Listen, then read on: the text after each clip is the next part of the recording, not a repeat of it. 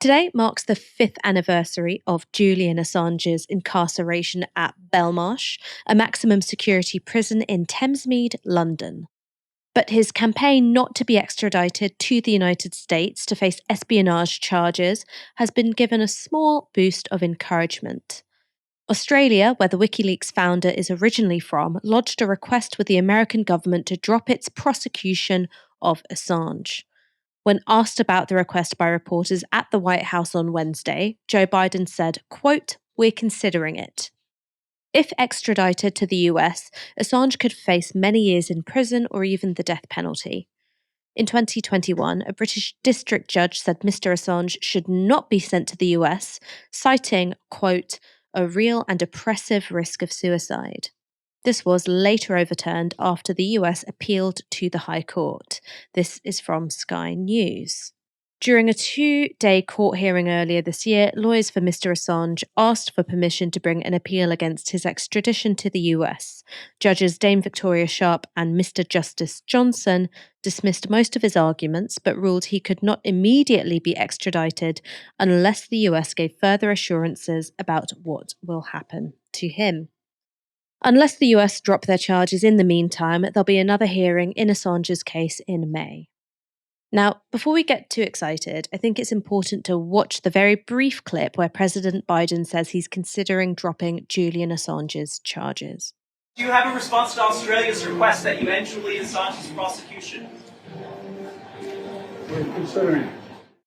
I know that heads of state choose their words very carefully, and it might be the case that Biden is signalling a change in his government's position. But he does say we're considering it very offhandedly. It may be that this is just the presidential equivalent of saying your email has been received. Basically, it's being polite to Australia rather than an indication of policy direction. Helena, what do you think? Could Biden be on the verge of changing his mind about Julian Assange? You know what? I'm going to be cautiously optimistic about this. I mean, we already have precedent for specifically members of the Democratic Party in being lenient with these things previously. Of course, it was Barack Obama who very famously granted clemency to Chelsea Manning, someone intimately connected to Julian Assange and WikiLeaks. So I do think that they're given the precedent that we have.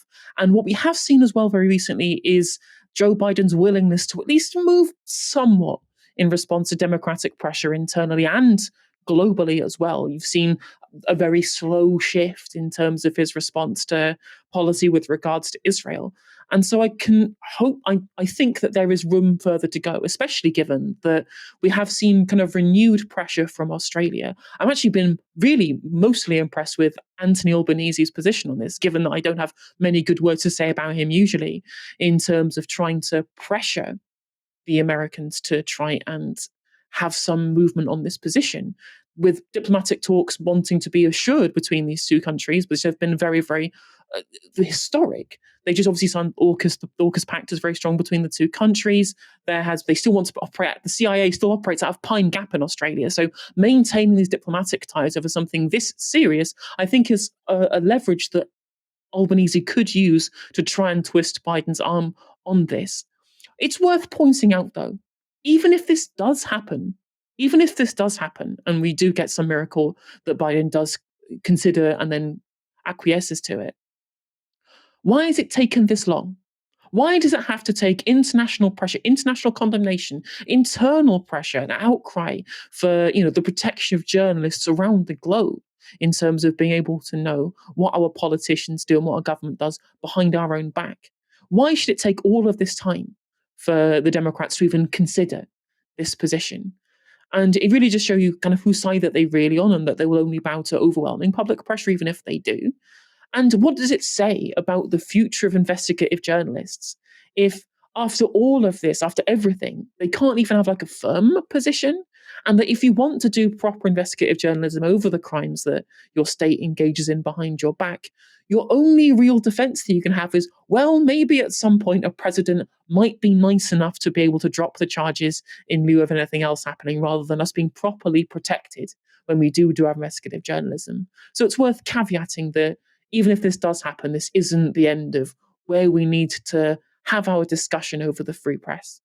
Just to go back to Biden for a second, What are the kinds of political pressures that are on him going in either direction for how to deal with Julian Assange? Because you mentioned Barack Obama pardoning Chelsea Manning. That's something which happened in his second term. Of course, Biden's still in his first. He's looking down the barrel of an election this year. So, in what way can political pressure, sway him on this particular issue?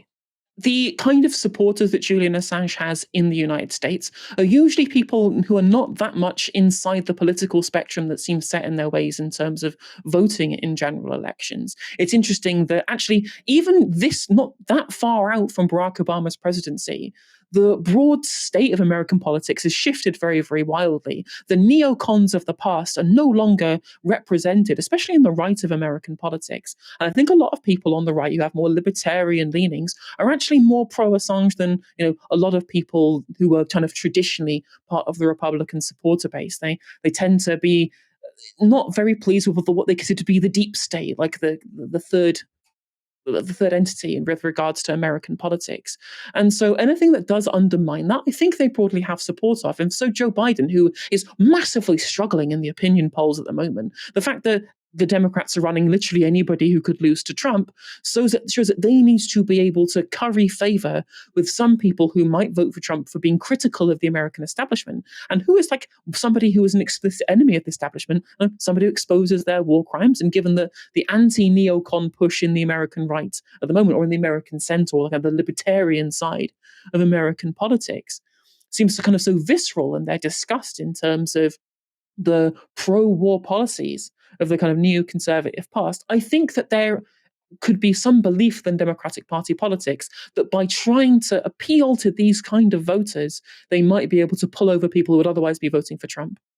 I think that's a really interesting point that you made about the neocons being a lot more marginalized on the American right. One thing that I'd say is that the sort of Trump supporter base, I think, is very flexible. So, on the one hand, you can say Julian Assange is a victim of the deep state. And I think that's something that would resonate an awful lot with their worldview. Another way of pitching this to them, and I imagine this is what some figures on the Republican right would say, is, oh, well, he endangered our troops abroad.